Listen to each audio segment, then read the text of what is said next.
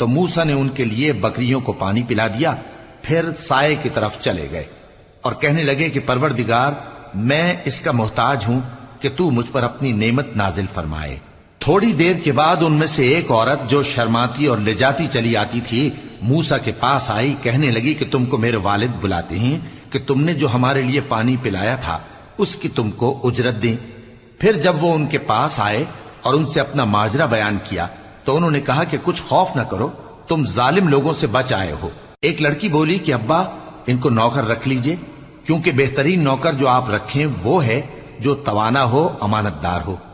انہوں نے موسیٰ سے کہا کہ میں چاہتا ہوں کہ اپنی ان 2 بیٹیوں میں سے ایک کو تم سے بیاہ دوں،